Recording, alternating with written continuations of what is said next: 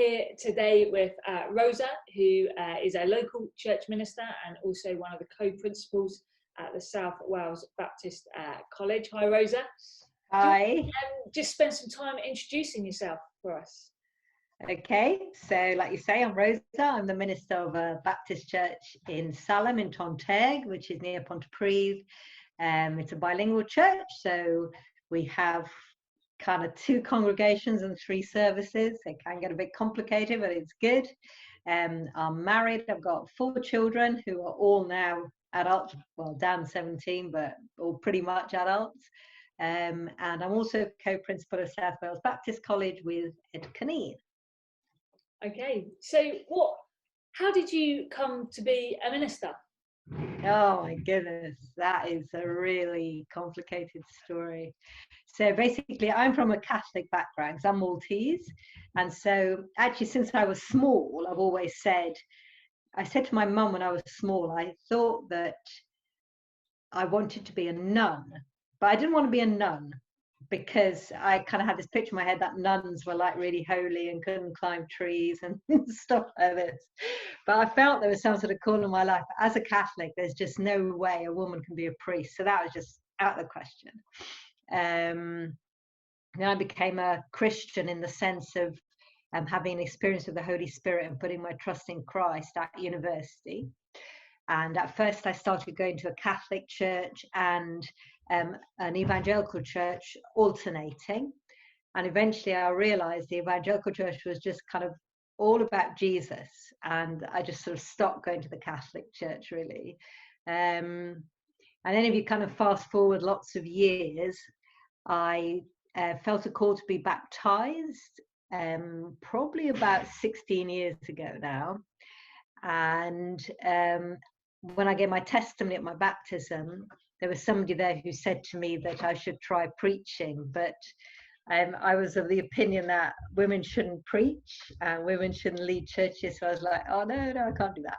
It was a woman. And she said to me, tell you what, I'll preach 10 minutes and you preach 10 minutes. We'll give it a go. So I gave it a go. And it was good. And I felt that it was something that God was calling me to do. So I started preaching around local churches. And eventually I was even nominated to be the president of the Cambridgeshire Preaching Association or whatever it was called. But I still felt that being a minister was something that women shouldn't really do.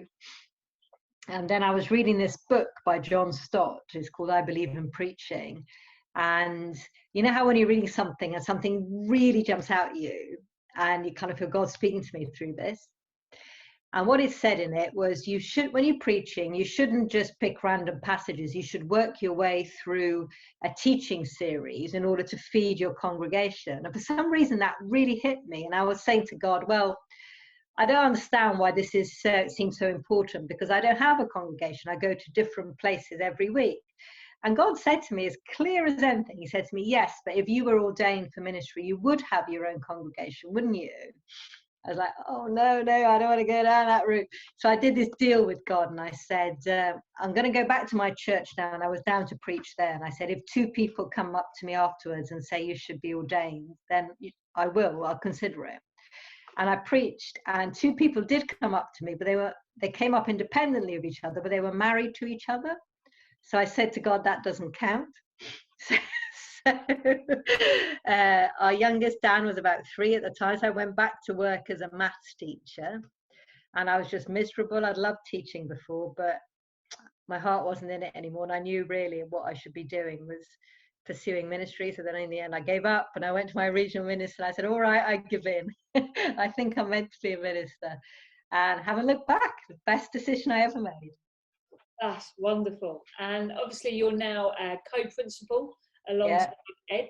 Now, not all colleges have co-principals. Do you want to tell us a bit about that journey and how that came about? Yeah. That's another really, really good thing. So when Peter Stevenson when it was announced that he was going to retire,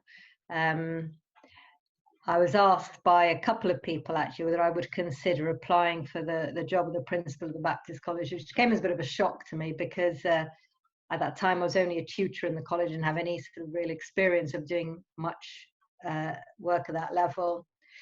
And on the one hand, I did feel a call to it, but on the other hand, I felt a very, very, very strong call to stay in my church. I love my church. I love my congregation. And there was just no way that I could leave.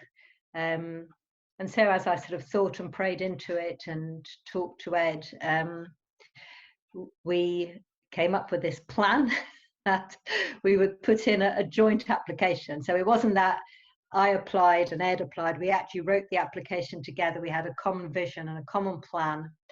And yeah, and my church was fully supportive of the application, as long as I promised to stay with them half time, which of course I would love to.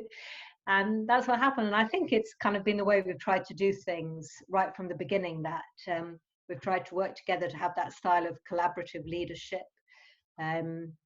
And yeah, just we spend time praying together and listening to each other and trying to do things well. That's brilliant.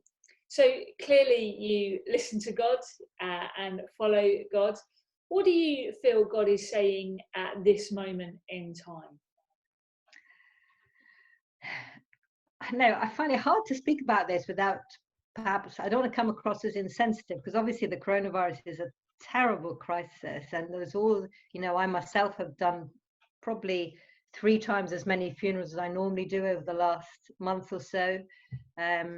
And I've seen what a tragedy it's been for lots of families. But at the same time, I do think this is a huge opportunity. And I think one of the things that God is really, really good at is at bringing amazing things out of disaster and out of tragedy, bringing new life and new hope. And I think there is an amazing opportunity for the church here. So I do quite a bit of work with the BBC, and one of the producers was telling me that the number of people watching and listening to religious programs on the BBC has risen so much that the BBC has taken notice, and so they've introduced new programs. Even on the Welsh media, that's the case. There's now a new Welsh service on S4C and so on. And so people are really interested, you know, and I think every church has seen that. We've gone online with our services, and we get approximately between 2 and 4 times as many people accessing those services we would do on a Sunday. So I think God is using this time to speak to people, to draw them to him. And I think he's also giving us as churches a chance to just imagine things differently. We all know it's very difficult to change things in churches, but all of a sudden change has been forced upon us. And hey, we've not only survived, we've thrived, you know? So I think this is what I would absolutely hate, is for us to go back to how we were before. I think we've got a big opportunity here. And before we go back, we've got to start asking these questions. What can we keep doing that's new and good? What should we stop doing that we were doing before, you know? And how can we stay connected with all these people? We don't talk about Salem now, we talk about Salem Plus. That's all the people round who've connected with us in one way or another. And so in my head, my big question is, how are we going to stay connected to Salem Plus once we can start meeting physically again? That's amazing. And so encouraging from your point of view. So where are you seeing God's light and life at the moment? Well, I suppose the biggest example of this is that our church, you know, if you have a chance, go on our YouTube channel and have a look on the service on the 3rd of May, because somebody's put together a video of what the church building looks like now. And what it looks like now is that the pews are packed with food. So all the pews are labeled like they used to be in the old days, but instead of people's names, it says things like large family with 3 children, or couples, or singles, or treats for kids, or treats for adults, and stuff like that. And it's just all the food is all being arranged in the pews. Pews are really handy for organizing food. This is something that we found out. And so we've got a great outreach with our food bank now. We used to help about 7 people a week. Last week we helped 32. So, you know, that's nearly 5 times as many people. And we've also been doing service collecting prescriptions and doing shopping for people who are self-isolating. Now, the great thing about that is not only have we helped, I think it's 102 people so far, new people in this last 3 weeks, but we've also got a team of 50 volunteers, and virtually none of these are Salem people. These are people from the community who volunteered to help. They've been referred to us from all sorts of people. Our local councillor and our MP even referred some people. And of course, the thing is, most of the volunteers who normally do the church work, a lot of them are 70 and over, and so they're self-isolating. So not only has God brought new people to help, he's actually brought new volunteers in as well. That's really exciting, which, you know, be able to work with people who wouldn't normally be part of the church.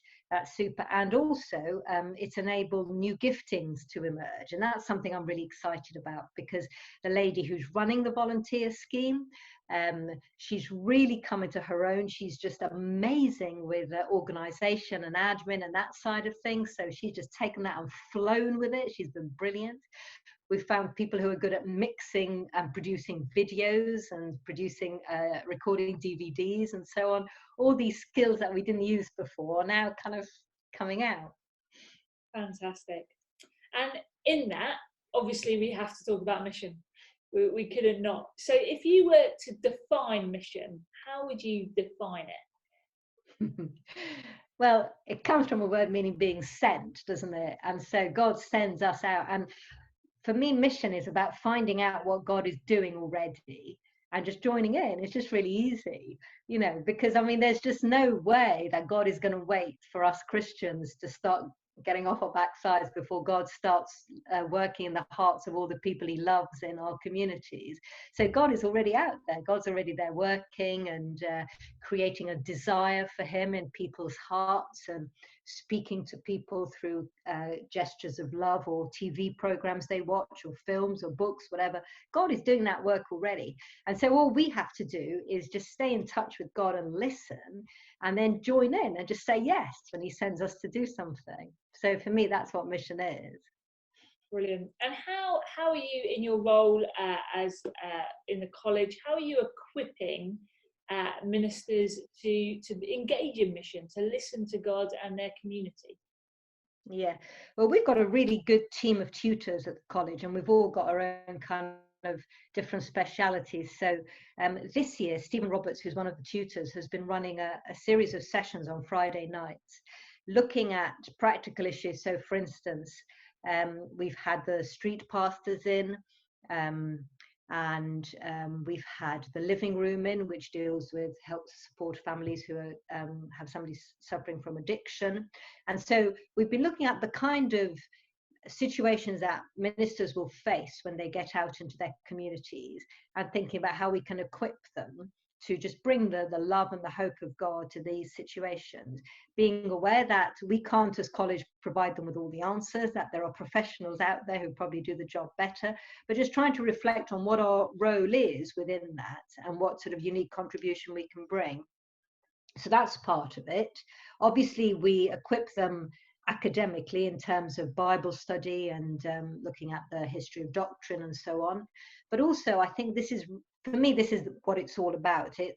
We're trying to equip everybody to pray, yeah, to kind of have that deep spirituality, that depth of character that enables you to spend time with God and listen to him and discerning what he's saying and deriving your strength from him, because that's what everything rests on. If you don't have that, then, you know, all the other teaching is empty, really. So that's fantastic. And obviously, ministry can be tough. There are difficult times. Looking back, what have you found the most challenging over your time as a minister?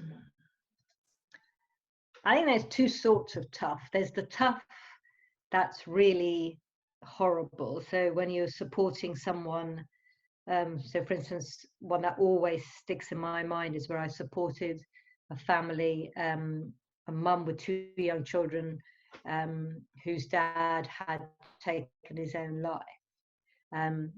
And that included having to help the mum tell the children what had happened and so on. And it's just awful, because it was just such a rubbish situation. And So there are those sorts of tough things. But then I think there's the everyday tough of having lots of expectations and demands on you, and of not being the sort of job where you have a manager who tells you at the end of each week, oh, well done, you know, you've met your target and you've done this and this and this and so on. So I think both those sides of being a minister are very, very tough. And I know it's easy to say, but I do think that having a good prayer life is the only way of coping with both of those things. Yeah. Brilliant. And how do you maintain an attitude of Sabbath within the busyness of your two roles?